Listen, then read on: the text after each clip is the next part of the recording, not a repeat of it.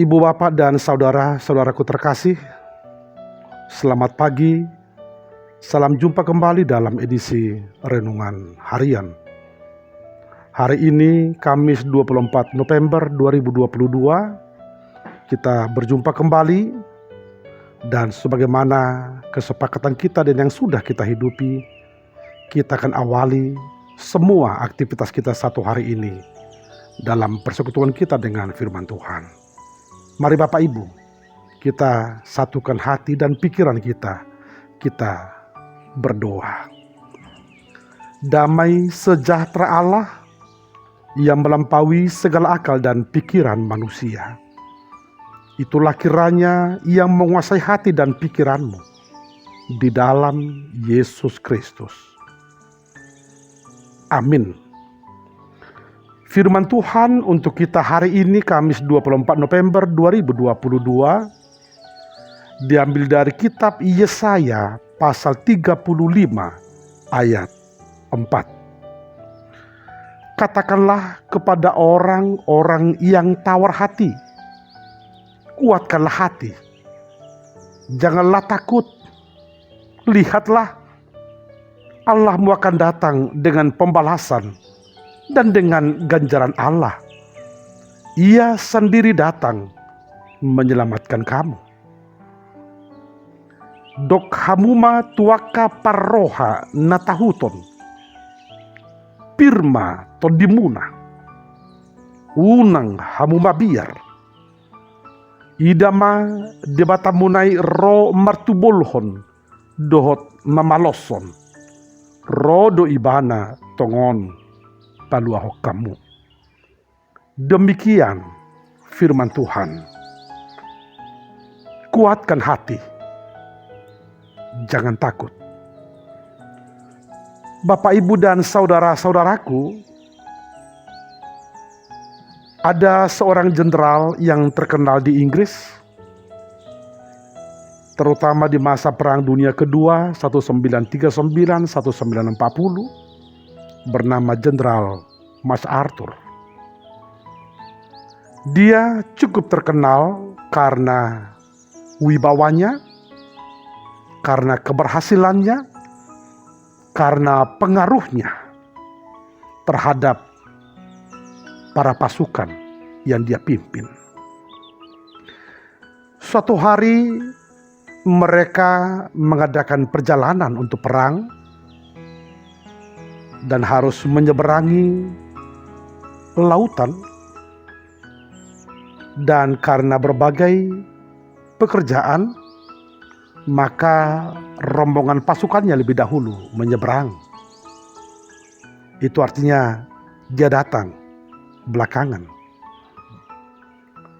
Sampai di seberang, para pasukannya ini langsung dihujani dengan tembakan-tembakan. Lalu mereka pun terlibat dalam perang yang sangat sengit. Dan para pasukannya hampir terpukul mundur. Dan mereka pun mulai takut, mulai tawar hati.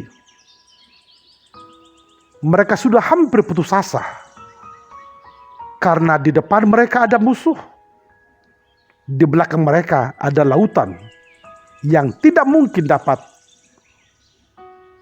diseberangi kalau hanya dengan berenang. Apa yang terjadi Bapak Ibu? Dalam keadaan yang begitu genting, tiba-tiba Jenderal MacArthur tiba di medan perang. Dia pun langsung masuk ke medan perang. Dia semangati para pasukannya.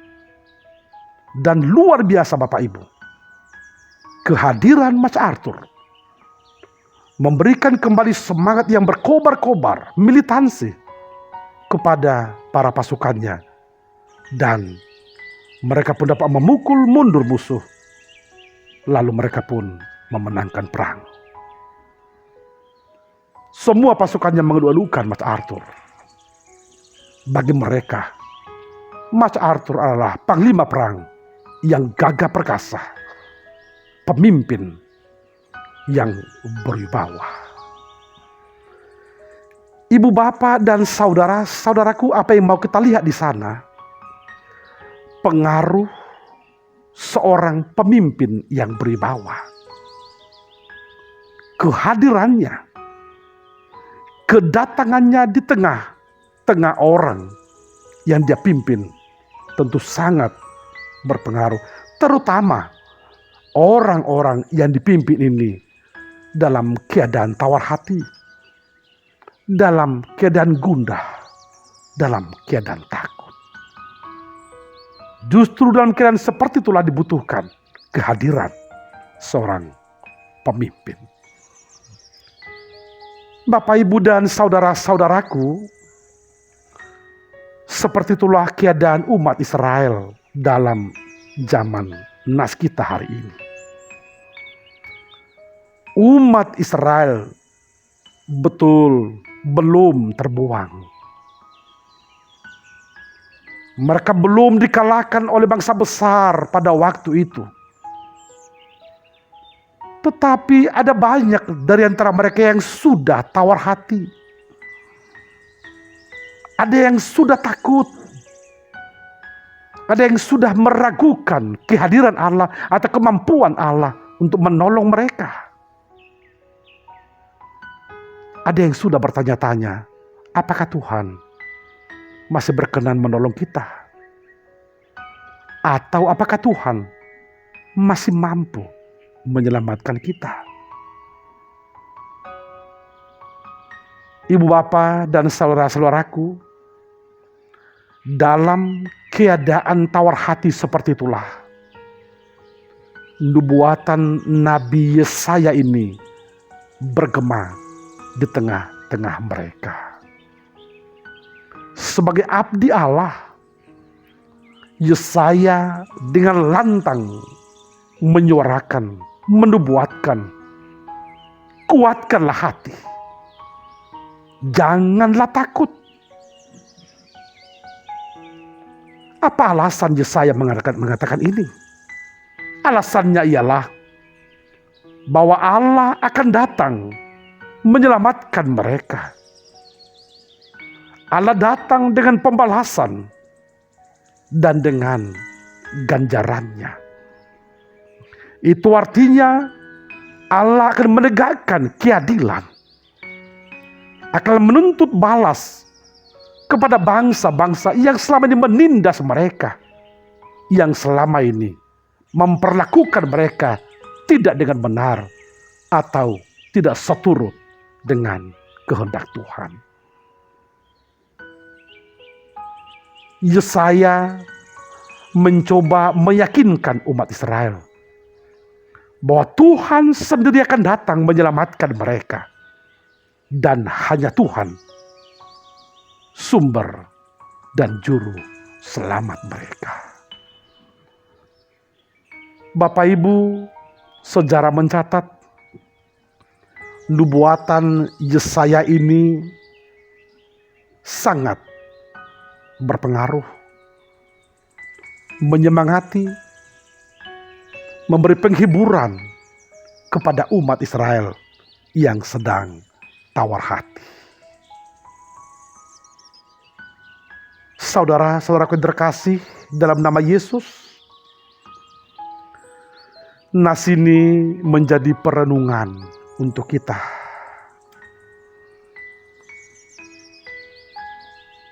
Barangkali ada di antara kita yang sedang tawar hati. Ada di antara kita yang sedang galau, yang sedang takut, yang sedang ragu-ragu, yang sedang menangis, yang sedang menderita. Firman Tuhan ini, saudaraku, hadir menghibur kita. Kuatkanlah hati, janganlah takut. Kita dituntut untuk menguatkan hati kita. Hati sebagai sumber inspirasi. Hati yang tulus, hati yang bersih.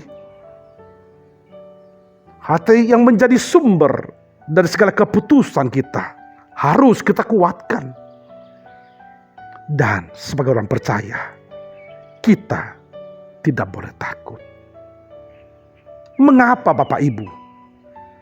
Karena ada Tuhan yang senantiasa hadir, berkenan menolong kita, mampu menyelamatkan kita, menegakkan keadilan, menghadirkan kerajaannya, dan memberikan kita kemenangan demi kemenangan.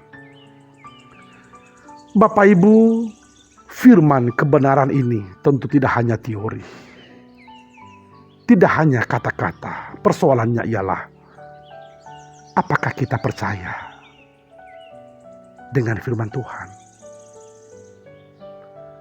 Apakah kita masih yakin akan perkenanan Tuhan yang senantiasa hadir menolong kita, memberikan kita kesejukan? Kalau kita berkata yakin, kalau kita percaya Bapak Ibu, maka sesungguhnya tidak ada alasan kita untuk ragu-ragu. Tidak ada alasan kita untuk tawar hati.